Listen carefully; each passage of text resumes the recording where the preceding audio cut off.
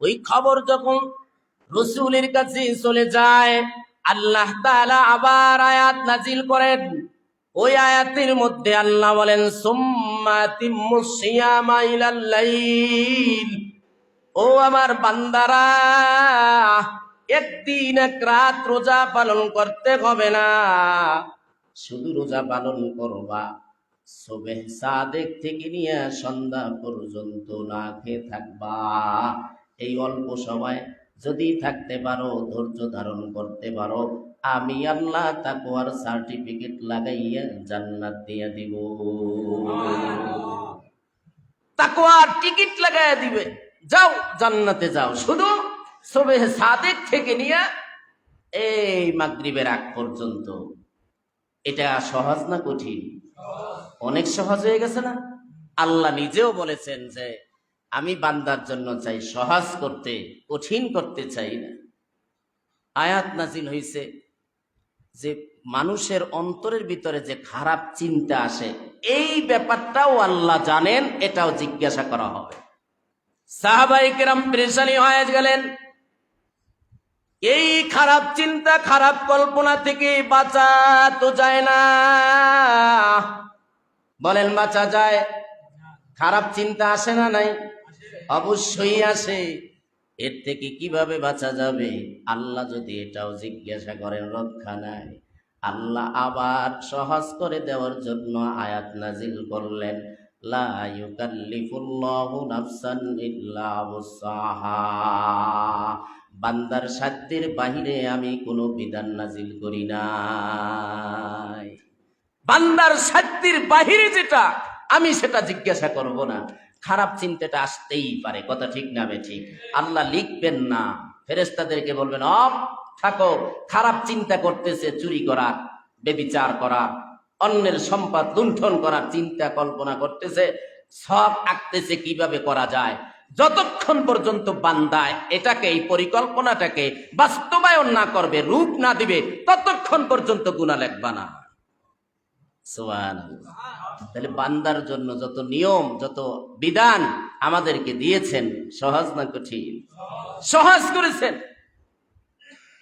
এবারে অনেক মানুষ রোজা পালন করতে পারবে না। আল্লাহ বলেন, আইয়ামাম মা'দুদাত, ফামান কানা মিনকুম মারিদান আও আলা সাফারিন ফাইদ্দাতুম মিন আইয়ামিন উখরা।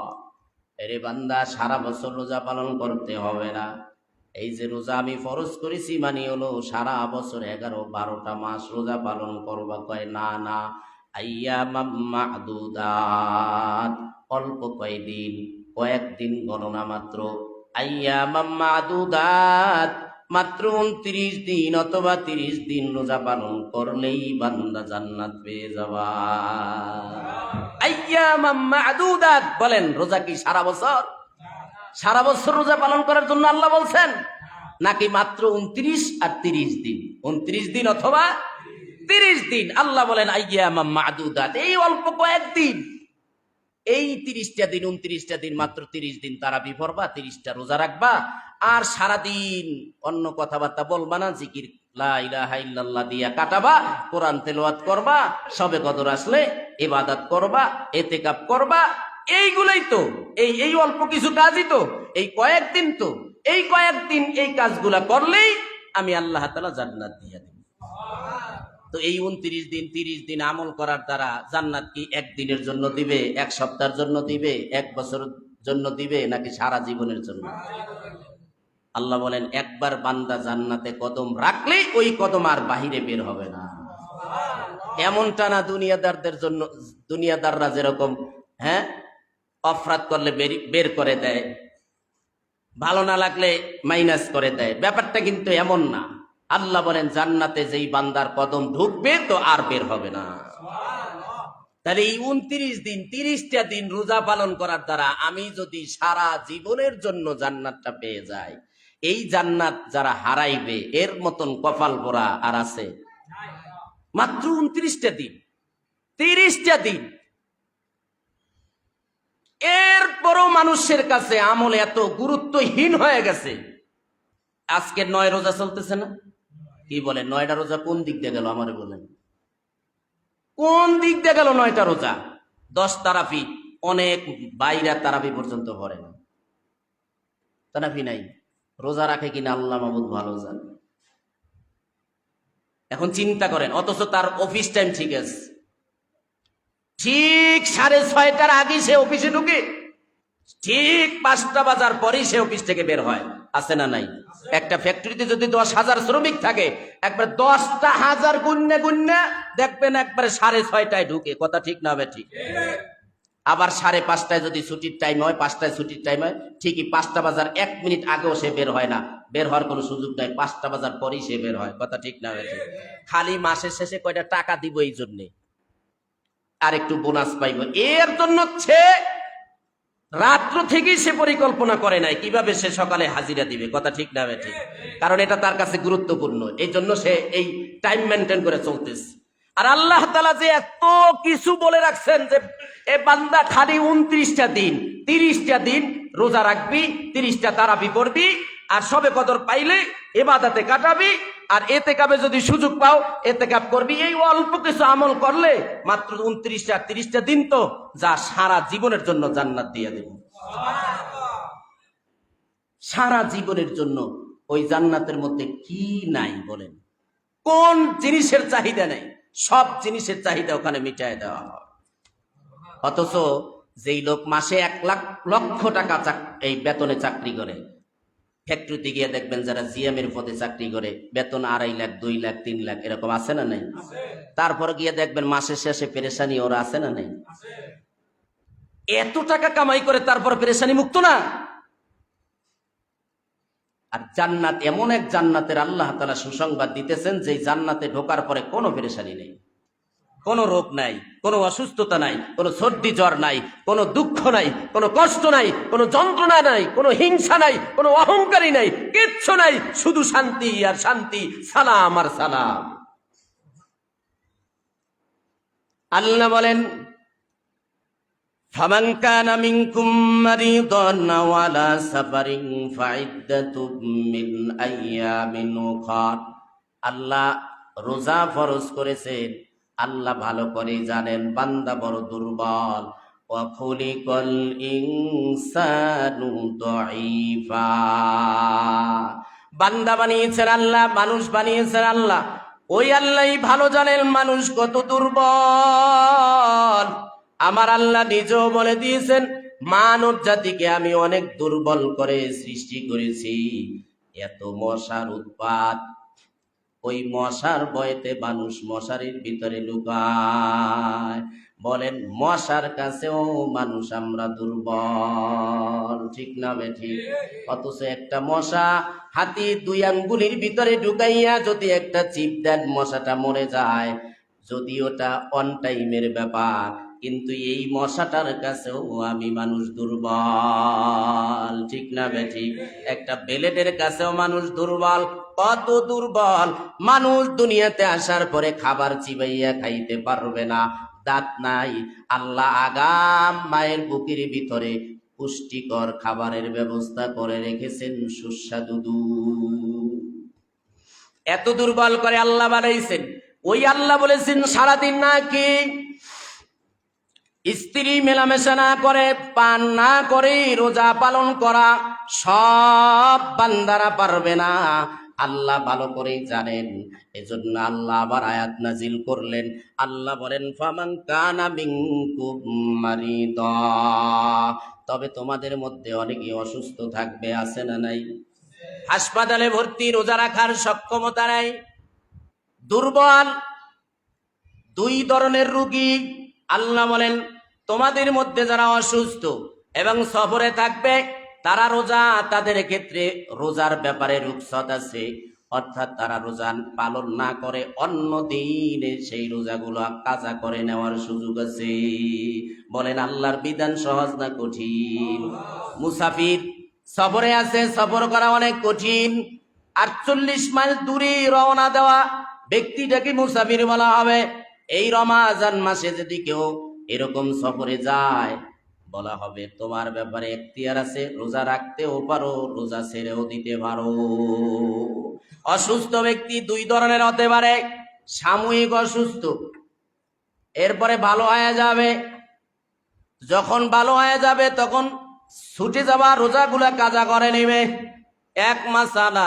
দুই নাম্বার মাসালা হলো এমন অসুস্থতা আল্লাহ কাউকে না দিক, যেই অসুস্থতা শুরু হইলে আর জীবনে শেষ হওয়ার কোনো লক্ষণ নাই। এরকম অসুস্থতা আছে না নাই?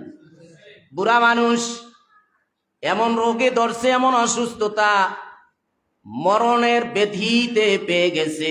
যদি এমন হয় যে এই বান্দার রোজা রাখার আর কোনো সুযোগ নাই, আবার এখানেও একটা সুযোগ আছে, হঠাৎ করে ভালো হয়ে গেছে, একদম ভালো হয়ে গেছে, সুস্থ হয়ে গেছে, তাইলে পিছনের রোজাগুলা কাজা করে নিবে। আর যদি এমন হয় যে না, আর কাজা করার কোনো সুযোগই নাই, এরকম যদি হয় তাইলে কি করবে? আল্লাহ বলেন وعلى الذين يطيقونه فدية طعام مسكين। ব্যাপারটা যদি এমন হয় সারা জীবনে আর সুস্থতার কোনো লক্ষণ নাই, আর ভালো হবে না, তাইলে সে একজন মিসকিনকে খাবার দিবে, ফেদিয়া দিয়া তার রোজা আদায় করে নিবে। ফেদিয়া হলো সদকাতুল ফেতর পরিমাণ। একদিন এক ব্যক্তির পক্ষ থেকে সর্বনিম্ন 110 টাকা, সর্ব উপরে আছে 2805 টাকার মতো। এই একটা সদকাতুল ফিতর আদায় করবে একটা রোজার বিনিময়। অথবা একজন গরিব অসহায় এতিম মিসকিন একজন বাচ্চাকে দুবেলা পেট ভরে তাকে খাওয়ায় দেবে, প্রত্যেকটা রোজার বিনিময়।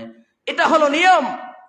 দেখেন আল্লাহ তাআলা বিধান কত সহজ করে দিয়েছেন, এরপরও রোজা রাখতে চায় না, এরপরও বিধান মানতে চায় না। কথা ঠিক না ঠিক? আল্লাহ বলেন আল্লাযীনা ইউতীকুনাহু ফিদিয়াতুন তাআমু মিসকিন।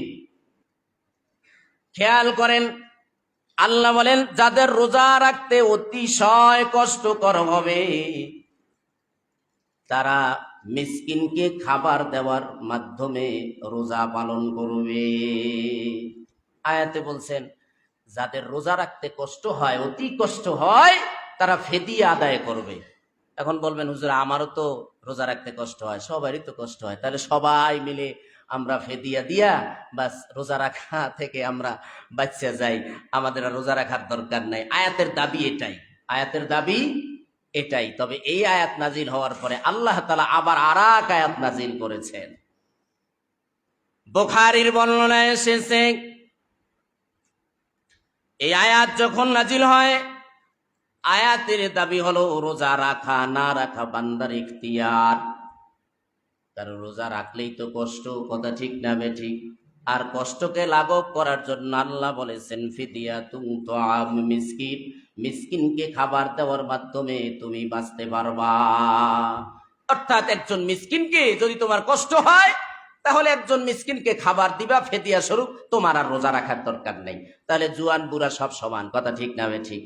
রোজা রাখার কোনো দরকার নেই। হয় না? এরপরে আল্লাহ তাআলা আবার আয়াত নাজিল করছেন, ওই আয়াত দ্বারা স্পষ্ট করে দিয়েছেন যাদের সক্ষম আছে, সামর্থ্য আছে, সুস্থ প্রাপ্তবয়স্ক, এদের অবশ্যই রোজা পালন করতে হবে। আল্লাহ বলেন ফামান শাহিদা মিনকুমুশ শাহরা ফালিয়াসুম, যে রোজার মাস পাবে সে অবশ্যই রোজা পালন করতে হবে।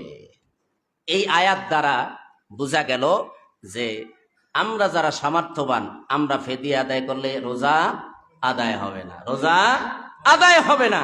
ওই আয়াত শুধু রুগ্ন ব্যক্তিদের জন্য, অসুস্থ ব্যক্তিদের জন্য, যারা অক্ষম, রোজা রাখার কোনো শক্তি নাই, এদের বেলায় এই আয়াত। আর সামনের যে আয়াত আমি পড়লাম, আল্লাহ বলেন ফামান শাহিদা মিনকুমুশ শাহরা ফালিয়াসুম, তোমরা যারা, তোমাদের মধ্য থেকে যারা রমজান মাস পাবে সেজন্য রোজা পালন করে। এই আয়াত হলো আমাদের জন্য। সুতরাং রোজা বাদ দিয়া ফেদিয়া যদি সবাই সবার পক্ষ থেকে আদায় করে দেই তাহলে রোজা আদায় হবে না। তাহলে এই আয়াতের দাবি হলো অসুস্থ। অসুস্থ দুই ধরনের বললাম, এর মধ্যে আর এক শ্রেণীর অসুস্থ আছে, গর্ভবতী নারী আছে না নাই? অনেক বন্ধুরা মাসালা জিজ্ঞাসা করে গর্ভের ভিতরে বাচ্চা আছে, এই মহিলা রোজা পালন করতে পারবে কিনা?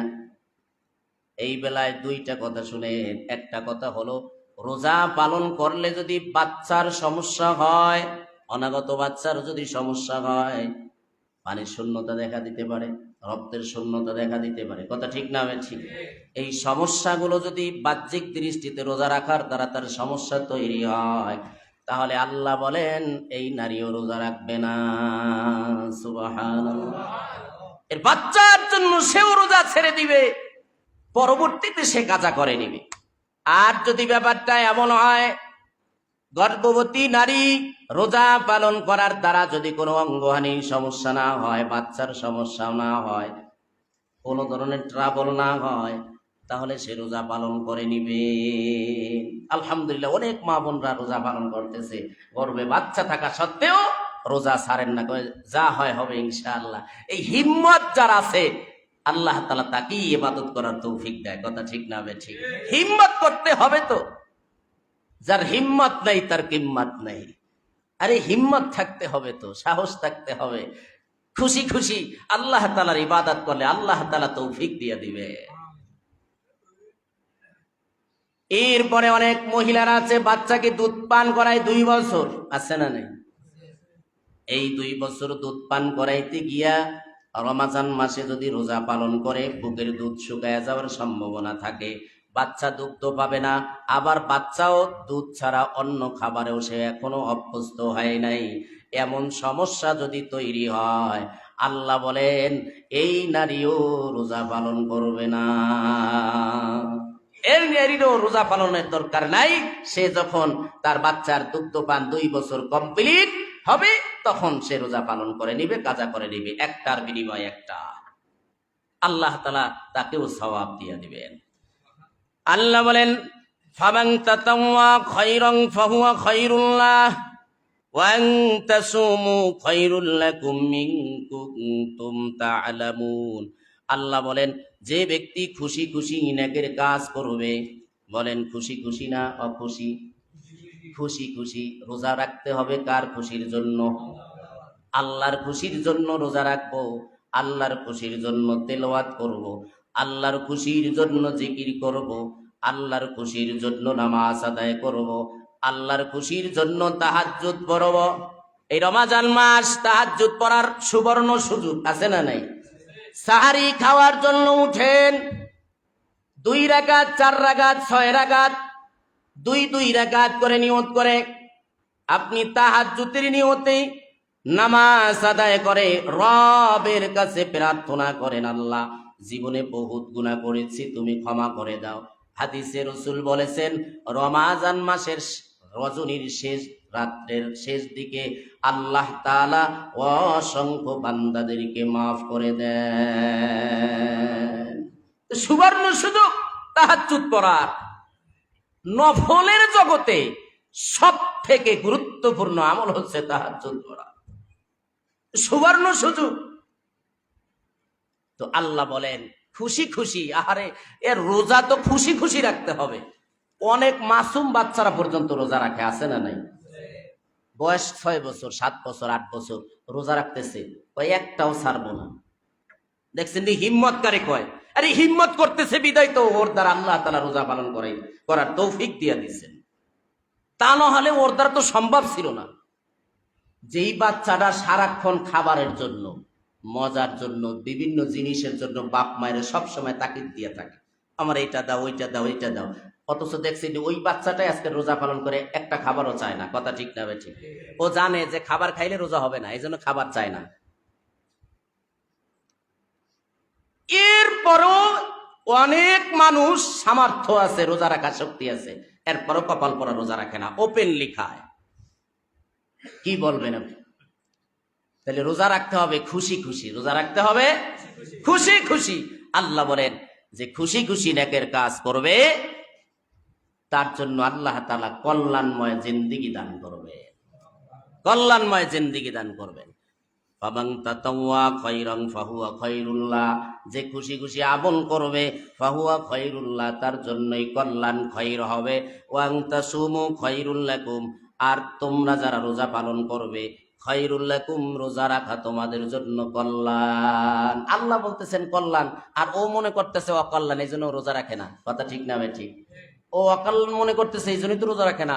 রোজার মাস আসলি ওর মাথায় মনে হয় ঠাড়া পড়বো।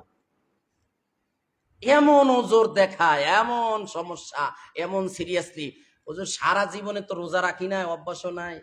ধনী মানুষ, কোটি কোটি টাকার মালিক, সারা জীবন না খাওয়ার তো কোনো অভ্যাস নাই। রোজা তো রাখবে শুধু গরিব অসহায়, যাদের টাকা পয়সা নাই, খাবার নাই ঘরের ভিতরে, এরাই তো শুধু রোজা পালন করবে। আল্লাহ আমারে খাবার কি কম দিছে? টাকা পয়সার তো অভাব নাই, কোটি কোটি টাকার মালিক আমি, তাহলে আমি না খেয়ে রোজা রাখবো? এটা কোনো হইল? এটা কোনো কথা? বাস এই কথা বলে বহু বড় লোকরা রোজা পালন করে না। আবার চিন্তা করতেছে, এই যে কোরআনে আল্লাহ বলছেন অনেক যদি কষ্ট হয় রোজা রাখতে তাহলে ফেদিয়া দিবা। হে চিন্তা করছে এই কথা তো মনে হয় আমারই কইছে, যাক বাঁচা গেল। এই চিন্তা কইরা হে টাকা মনে করেন 20,000 রেডি করে রাখছে, টাকার তো অভাব নেই, সমস্যা কি 20,000 যায় যাক, তো এই কষ্ট আমি নাই, আর কষ্টের মধ্যে আমি নাই। কথা ঠিক না ঠিক? হা হা, আল্লাহরে বুঝ দিতে আছে। আল্লাহরে কি দিতেছে? বলেন বলেন, কি দিতেছে? বুঝ দিতেছে। আল্লাহরে বুঝাইতেছে যে আল্লাহ এই সিস্টেমে আমি রোজা রাখতে আছি, টাকা দিয়ে দিব, কোনো সমস্যা নেই। তা আল্লাহ বলতেছে যদি তোমরা বুঝতা যে রোজা রাখা এটা তোমার জন্য কল্যাণ, তাহলে অবশ্যই রোজা রাখতা। কথা ঠিক না ঠিক? আল্লাহ এরপরে বলেন শাহরু রমাদান আল্লাযী উনজিলা ফীহিল কুরআন, এই রমাজান মাস এত বরকতময় মাস, যেই মাসে কোরআন অবতীর্ণ করা হয়েছে। কোরআন অবতীর্ণ করা হয়েছে কোন মাসে বলেন? ওইভাবে নিতে পারে না, কষ্ট হয়ে যায়, কিন্তু বাস্তবতা যেটা সেটাই। এখানে যারা উপস্থিত আছেন, কয়জনে কোরআন শরীফ তেলাওয়াত করতে পারেন শুদ্ধ সহি শুদ্ধ? অথচ এই রমাজান মাসেই কোরআন অবতীর্ণ করা হয়েছে। এই রমাজান মাসে কোরআন তেলাওয়াতের থেকে বড় আমল তো আর কিছু নেই। আল্লাহ রাসূল বলেন জিবরাইল প্রতি রমজানে আমাকে পুরা কোরআন শরীফ এ টু জেড তেলাওয়াত করে শুনাইতেন। আমিও পয়গম্বর, জিবরাইলকে এ টু জেড কোরআন তেলাওয়াত করে শুনাইতাম। এখন বলেন আপনারা যারা আছেন কোরআন শিখেন নাই, শিখার নিয়ত নাই, শিখে নাই কোনো কারণে, শিখার নিয়ত করে না, আপনাদের অবস্থা কি হবে? অথচ আল্লাহ বলেন শাহরু রমাদান আল্লাযী উনজিলা ফীহিল কুরআন, এই কোরআন অবতীর্ণ করা হয়েছে এই রমাজান মাসেই, শবে কদরের রাত্রে। কোন রাত্রে? শবে কদরের রাত্রে আল্লাহ তাআলা এই কোরআন অবতীর্ণ করেছে। পুরা কোরআন শরীফ কি রমজান মাসে অবতীর্ণ হয়েছে? কয় না, অল্প অল্প করে ধাপে ধাপে প্রেক্ষাপটে বিভিন্ন বিষয়কে সামনে রেখে আল্লাহ তাআলা সময় মতো কোরআন অবতীর্ণ করেছেন। তবে পুরা কোরআন শরীফ লাউহে মাহফুজ থেকে প্রথম আসমানে অবতীর্ণ করেছেন, সেখান থেকে আল্লাহ তাআলা ধাপে ধাপে দুনিয়াতে 23 বছর লাগাইয়া আল্লাহ রসুলের কাছে পুরা কোরআন শরীফটা আল্লাহ তাআলা নাজিল করেছেন। এই কোরআন নাজিল হয়েছে কোন মাসে? কোন? এই যে মাস চলতেছে এই মাসে। বলেন আমরা কি কোরআন তেলাওয়াত করতেছি? কথা কয় না। কোরআন তেলাওয়াত করতেছি? যারা পারি না শেখার নিয়ত করছি। অথচ দেখেন এই রমাজান মাস পাওয়ার পরে এত প্যারা কাজের, এত ব্যস্ত, মানে অন্য 11 মাসে এত ব্যস্ত না। সব মানুষ গিয়ে দেখেন মার্কেটে, সব অধিকাংশ মানুষ সব মার্কেটে গিয়ে দেখেন বেচা কিনা আর কেনাকাটায় সব ব্যস্ত। সামনে ঈদ আসছে, ঈদ মানে কেনাকাটা, ঈদ মানে কেনাকাটা। বলেন আপনারা বলেন, বুকে হাত দিয়ে বলেন, রমাজান কি কেনাকাটার জন্য আসছে? ব্যবসায় মুনাফা বাড়ানোর জন্য আসছে? চুরি চামারি এগুলো করার জন্য রমজান আসছে? ওই যেই ভিক্ষুক, যেই অসহায় গরিব 30টা রোজা রাখেছে, 30টা তারা বিপরে পুরান জামা যেটা নতুন কেনার তৌফিক হয় না, পুরানটা সাবান দিয়ে ধুইয়া ওইটা দিয়া সে ঈদের নামাজ পড়ছে, আল্লাহ তাআলা বলবেন যা, ওর জন্য আমি জান্নাতটা রেডি রাখলাম, ফেরেশতারা তোরা সাক্ষী থাক, ওর জন্যই আমি জান্নাতটা রাখলাম। হ্যাঁ বলবেন হুজুর কেনাকাটা কি নাজায়েজ? না, নাজায়েজ না। সব আমল বাদ দিয়া বেপরদায় 6 লাখ মার্কেটে গিয়া দেখেন, যেমন ব্যস্ত ব্যবসায়ী ভাইরা তেমন ব্যস্ত আমরা। কথা ঠিক না ঠিক? এগুলোর জন্য তো রোজা আসে না। তাহলে রমাজান মাসে কোরআন অবতীর্ণ করে আল্লাহ তাআলা এই মাসটার সম্মান আরো বাড়ায় দিয়েছেন। এই মাসের সম্মান ইজ্জত আরো বেড়ে গেছে। সারা বছর তো কোরআন স্পর্শ করিই না, আর রমাজান মাসে ধরিই না। কথা ঠিক না? ঠিক। এই যে আমরা যারা মসজিদে আসি, বলুন কয়জনে আমরা আইসা জিকিরে লিপ্ত হয়ে যায়, কোরআন তেলাওয়াত করার চেষ্টা করি, কোরআনটা একটু খুলে দেখি আল্লাহ কি বলছেন, আমি পড়তে পারি কিনা, না পারলে আমি একটু আঙ্গুল টানি, দেখি আল্লাহ তাআলা তো এই কোরআন নাজিল করছেন, এই কোরআন তো শিখতে পারি নাই। যে কোনো কারণে আপনি শিখতে পারেন নাই, তো এই আফসোস তো করতে পারেন। কথা ঠিক না? ঠিক। আপনি তো আফসোসও করতে পারেন, কিন্তু সেই আফসোসটাও আমাদের ভিতরে নেই। আল্লাহ বলেন এই কোরআন আমি রমাজানে অবতীর্ণ করেছি হুদাল্লিন নাস, মানুষের হেদায়েতের জন্য। তাহলে হেদায়েত দিবে কে? আল্লাহ তো দিবে, মাধ্যম এই কোরআনই জানি না। তাহলে হেদায়েতটা আসবে কিভাবে? মাধ্যম তো কোরআন, অথচ কোরআনে আল্লাহ কি বলছেন ওটা আমার জানা নাই। কিন্তু সারা বিশ্বের কোন জায়গার কোন খেলোয়াড় কি খেলায়, ওই খেলোয়াড়ের নাম কি, ওর 14 গোষ্ঠী সব আমার মুখস্থ। ভারতের এইগুলো যদি বলি তখন অনেক ভাইগুলো সহ্য করতে পারে না, বলে যে হুজুর আমার কোনো কথা বলি না। সবাইকে বলতেছি, এখন কেউ